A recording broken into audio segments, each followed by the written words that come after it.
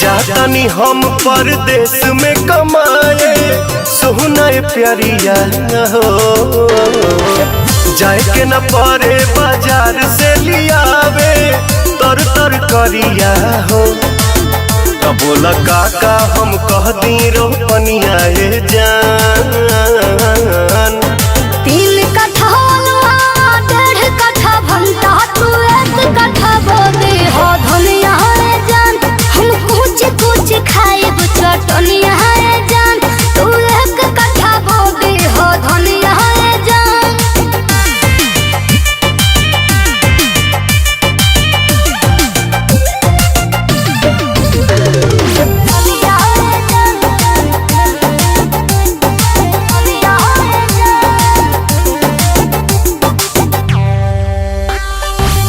भुजिया बना के तू खई है बऊ की, 2-4 थान हम लगा दे हम लौकी।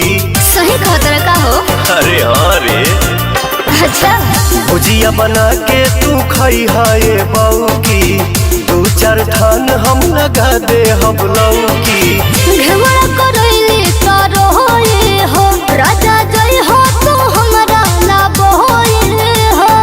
एगो काम कर दिया, खाली टाइम से डाल दी पनिया जान। 3 कट्ठा 1.5 कट्ठा भंटा तू 1 कट्ठा बोदे हो धनिया जान। हम कुछ कुछ खाएब चटनिया जान। तू 1 कट्ठा बोदे हो धनिया जान।